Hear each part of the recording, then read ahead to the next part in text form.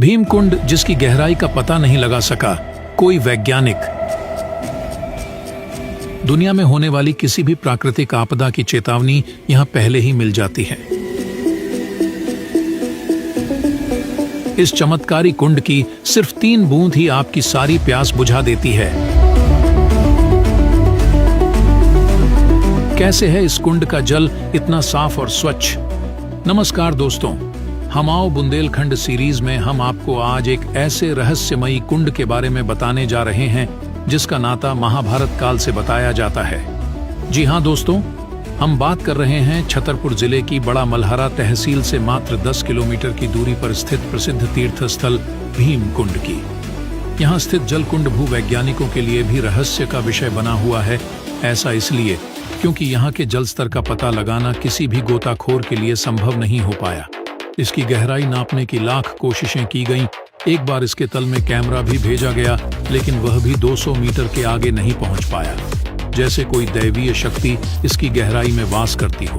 अगर आप बांदा में ढूंढ रहे हैं एक आरामदायक, सुकून भरा और स्टाइलिश ठहराव, तो होटल ग्रैंड दरबार आपके लिए है एकदम परफेक्ट जगह। यहाँ के modern interiors, well furnished room और शांत माहौल आपको घर से दूर भी घर जैसा कंफर्ट महसूस कराते हैं।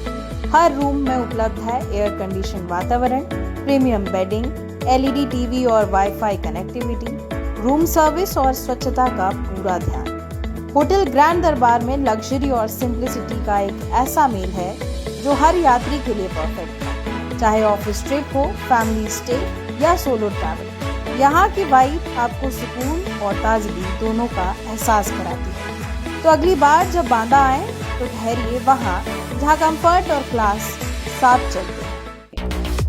भीमकुंड एक गुफा में स्थित है। जब आप सीढ़ियों से अंदर कुंड की तरफ जाते हैं तो यहाँ पर कुंड के चारों तरफ पत्थर ही पत्थर दिखाई देते हैं। भीमकुंड के ठीक ऊपर बड़ा सा कटाव है जिससे सूर्य की किरणें कुंड के पानी पर पड़ती हैं। सूर्य की किरणों से इस जल में अनेक इंद्रधनुष उभर आते हैं। कहा जाता है कि इस कुंड में डूबने वाले व्यक्ति का मृत शरीर कभी ऊपर नहीं आता, जबकि आमतौर पर पानी में डूबने वाले व्यक्ति का शव एक समय पश्चात खुद ब खुद ऊपर आ जाता है। चलिए दोस्तों, तो अब आपको बताते हैं कि आखिर भीमकुंड की कहानी क्या है। भीमकुंड से जुड़ी पौराणिक कथाओं के अनुसार महाभारत के समय जब पांडवों को अज्ञातवास मिला था, तब वे यहाँ के घने जंगलों से गुजर रहे थे। उसी समय द्रौपदी को प्यास लगी, लेकिन यहाँ पानी का कोई स्रोत नहीं था। द्रौपदी की व्याकुलता देख गदाधारी भीम ने क्रोध में आकर अपने गदा से पहाड़ पर प्रहार किया।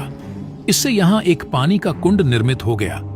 कुंड के जल से पांडवों और द्रौपदी ने अपनी प्यास बुझाई और भीम के नाम पर ही इसका नाम भीमकुंड पड़ गया।